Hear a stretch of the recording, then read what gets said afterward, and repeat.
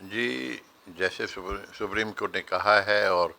نظر آ رہا ہے کہ الیکشن تو انشاءاللہ ہوں گے، اور امید ہے کہ اپنے وقت پر ہی ہوں گے۔ اور ویسے بھی مختلف پارٹیاں جو ہیں وہ اس بات کی ڈیمانڈ تو کر رہی ہیں کہ الیکشن ہونے چاہیے، اور جب تک الیکشن نہیں ہوں گے تو اس وقت تک میرے خیال میں صحیح جو ہے گورننس جو گورنمنٹ کرنا چاہتی ہے وہ نہیں آ سکتی۔ سب سے پہلے تو یہ کہ فیئر الیکشن کی بات میں یہ کہوں گا، 2018 کے جو الیکشن ہوئے تھے اس کے اندر میں اور کسی کو نہیں کہوں گا کہ میں اپنے بیٹے کی بات کر رہا ہوں کہ جب اس کو اس میں جو کیمپ میں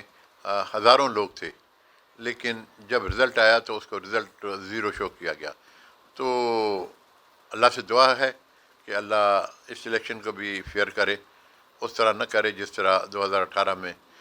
ہمارے ساتھ ہوا تھا۔ بیٹے کا نام عاطف بلوچ ہے، عاطف، اور اس کا تعلق پاکستان پیپلز پارٹی سے ہے،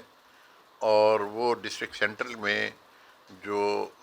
یہ ان کا سیکریٹریٹ بنایا ہے اس کا وہ انچارج ہے اس وقت، اور سندھ کونسل کا ممبر بھی رہا ہے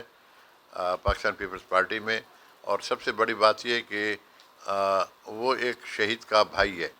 میرا بڑا بیٹا جو ہے وہ محترمہ کی جس دن شہادت ہوئی تھی اس وقت اس کی شہادت ہوئی تھی، اور بس میں یہی کہہ سکتا ہوں کہ شہادت ہوئی تھی۔ ہم نے اپنا حصہ ڈال دیا پارٹی میں،